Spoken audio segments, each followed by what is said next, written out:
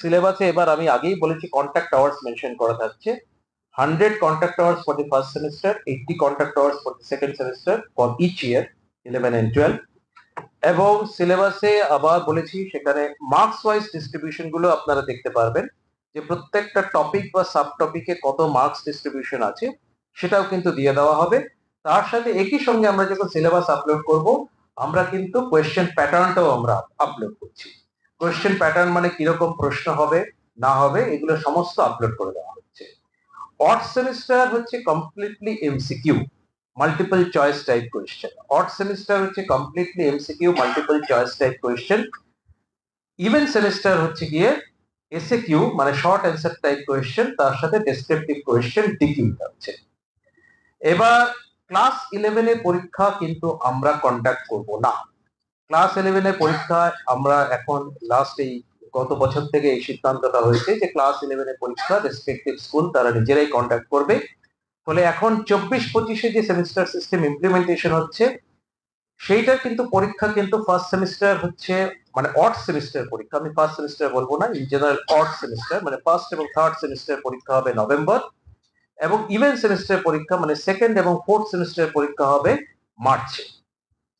ফলে for the 24-25 যে class 11 হচ্ছে মানে তার কিন্তু ফার্স্ট ইয়ারে পরীক্ষা মানে ফার্স্ট এবং সেকেন্ড সেমিস্টার কিন্তু পরীক্ষা কিন্তু কন্ডাক্ট করবে school as per the guideline and the routine set by the council. যে গাইডলাইনটা আমরা দেব, যে রুটিন দিয়ে দেব, সমস্ত কিন্তু আমরাই কিন্তু জাস্ট প্রোভাইড করব। সেই রুটিন অনুযায়ী কিন্তু স্কুল তাদের হোম ভেন্যুতে কিন্তু তারা নিজেরা ফার্স্ট এবং সেকেন্ড সেমিস্টার পরীক্ষা দেবে।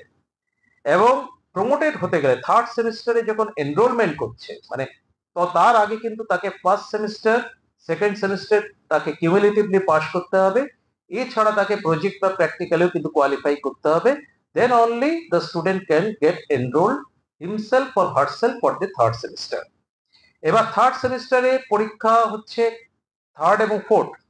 থার্ড সেমিস্টার হচ্ছে নভেম্বর, ওটা অড সেমিস্টার। ফোর্থ সেমিস্টার হচ্ছে ইভেন সেমিস্টার, সেটা হচ্ছে মার্চে হবে। এই থার্ড এবং ফোর্থে পরীক্ষা কিন্তু কাউন্সিল কন্ডাক্ট করবে।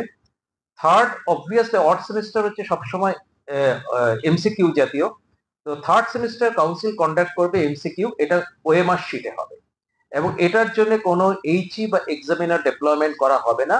এটা পুরোপুরি কম্পিউটারাইজড ইভালুয়েশন হবে, মেশিন ইভালুয়েশন হবে। সম্পূর্ণ কাউন্সিলের তার দায়িত্ব, কাউন্সিল এই পরীক্ষা কন্ডাক্ট করবে, ইভালুয়েট করবে।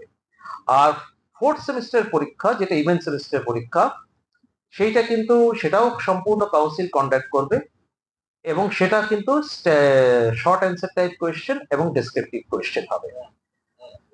ক্লাস 12 এ দুটো পরীক্ষাই মানে ক্লাস 12 এ দুটো পরীক্ষা থার্ড এবং ফোর্থ সেমিস্টার পরীক্ষা কিন্তু সেন্টার ভেন্যু কনসেপ্টে হবে এবং তার জন্য যে admit card before the third semester আমরা কিন্তু অ্যাডমিট কার্ড দিয়ে দেবো। একটা কমন অ্যাডমিট কার্ড হবে for both the third semester and fourth semester এবং প্রেফারেবলি আমরা যে সেন্টার ভেন্যু যে লিস্টটা হবে সেটা প্রেফারেবলি কিন্তু সেমই থাকবে for the third and fourth semester. যদি কোনো দরকার হয় আমরা কিন্তু কাউন্সিলে সেটা রাইট রয়েছে, দরকার হলে আমরা চেঞ্জ করতেই পারি, কিন্তু ইন জেনারেল সেটা আমরা সেন্টার ভেন্যু যেটা থাকবে সেই স্ট্রাকচারটা আমরা সেম রাখার চেষ্টা করব for both the third semester and fourth semester. এবং একটা আমরা কমন অ্যাডমিট কার্ড থাকবে, তার ফার্স্ট পার্টে উপরে থাকবে একটা টিয়ার অফ শিট থাকবে যেটা হচ্ছে থার্ড সেমিস্টারের জন্য এবং তারপরে থাকবে হচ্ছে ফোর্থ সেমিস্টারের জন্য। একবারই আমরা অ্যাডমিট কার্ড ইস্যু করব। আপাতত আমাদের যে এক্সাম রেগুলেশন রয়েছে সেটা যেহেতু অ্যানুয়াল সিস্টেম রয়েছে এবং এখানে একটা টেস্ট পরীক্ষার প্রভিশন রয়েছে, কিন্তু এই সেমিস্টার সিস্টেমের টেস্ট পরীক্ষার কোনো জায়গা থাকছে না, so there will be no test examination.